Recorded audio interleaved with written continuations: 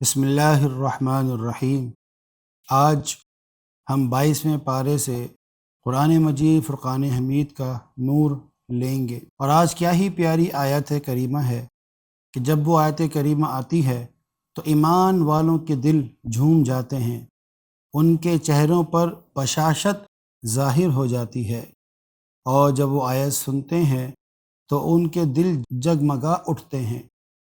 تو قرآن مجید فرقان حمید نے ارشاد فرمایا، ان اللہ وملائکتہ یصلون علی النبی، فرمایا کہ بے شک اللہ اور اس کے فرشتے اس غیب بتانے والے نبی پر درود بھیجتے ہیں۔ یا ایہا الذین آمنوا صلوا علیہ وسلموا تسلیما، تو اے ایمان والو تم بھی اس غیب کی خبریں دینے والے نبی پر خوب درود اور خوب سلام بھیجو۔ وسلموں کا معنی کیا کیا؟ تم سلام بھیجو، اور تسلیمہ اس کا معنی بھی سلام۔ تو وسلموا تسلیما جب یہ مل کر ایک ساتھ آیا تو ہم معنی کیا کریں گے؟ خوب سلام بھیجو۔ الحمدللہ، درود ابراہیمی بھی بہت ہی پیارا درود ہے اور اسے پڑھنا چاہیے، اور نماز کے اندر جب ہم درود ابراہیمی پڑھتے ہیں تو یاد رکھیے اس سے پہلے ہم التحیات میں سلام عرض کر چکے ہوتے ہیں۔ السلام علیکہ ایہا النبی، اے غیب کی خبریں دینے والے نبی آپ پر سلام ہو۔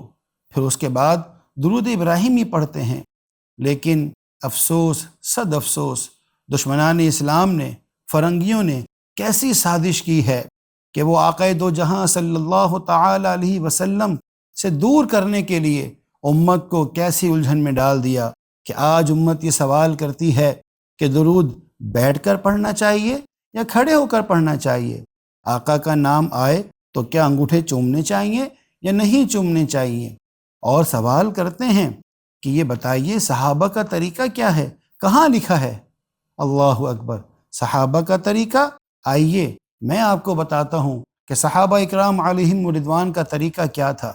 صحابہ اکرام علیہم رضوان کا طریقہ تو یہ تھا کہ جان ہتھیلی پہ رکھ کر اس ٹوپی کو تلاش کر رہے ہیں جس میں میرے آقا و مولا صلی اللہ تعالی علیہ وسلم کے بال مبارک ہیں۔ اور سیدنا خالد بن ولید رضی اللہ تعالی عنہ کیا فرما رہے ہیں کہ مجھے غزوات میں، مجھے جنگوں میں جو فتح نصیب ہوتی ہے وہ اس ٹوپی کی برکت سے ہوتی ہے جس میں آقا دو جہاں صلی اللہ علیہ وسلم کے بال مبارک ہیں۔ اللہ اکبر۔ امیر المجاہدین علیہ الرحمہ کیا فرمایا کرتے تھے؟ آپ نے فرمایا امتی شرم نہیں آتی کہ تم یہ بحث کرتے ہو کہ درود کب پڑھیں، بیٹھ کر پڑھیں، کھڑے ہو کر پڑھیں؟ اللہ اکبر۔ آپ کا صرف کہنا یہی تھا کہ جتنی محبت کرنی ہے آقا سے کرو، جیسا دل کرے جب دل کرے آقا پر درود بھیجو۔ قرآن سمجھنے والا اس بات کو سمجھتا ہے کہ اگر میں اذان سے پہلے درود پڑھوں تو فبہا، کیا ہی اچھی بات ہے، اذان کے بعد درود پڑھوں تب بھی اچھی بات ہے، بیٹھ کر درود پڑھوں یا کھڑے ہو کر درود پڑھوں۔ مسلمان کو تو بس حضور علیہ الصلاۃ والسلام کے فرمان کو پیش نظر رکھنا چاہیے۔ کیا فرمایا میرے آقا دو جہاں صلی اللہ علیہ وسلم نے کہ قیامت کے دن میرے سب سے زیادہ نزدیک وہ ہوگا جو مجھ پر سب سے زیادہ درود بھیجنے والا ہوگا۔ تو آئیے میرے ساتھ مل کر اس درود پاک کو پڑھ لیجئے۔ اللہم صلی علی سیدنا و مولانا و نبینا محمد صلاۃ تصرف عن الدنیا و لذاتها قلوبنا، کہ اے اللہ تو ہمارے آقا و مولا صلی اللہ علیہ وسلم پر ایسا درود بھیج کہ اس کی برکت سے ہمارے دلوں کو دنیا اور اس کی لذات سے خالی کر دے۔ جب دل سے دنیا کی اور اس کی لذتوں کی محبت نکل جائے گی تو ہم حضور نبی کریم علیہ الصلاۃ والسلام پر کثرت سے درود پڑھنے والے ہو جائیں گے۔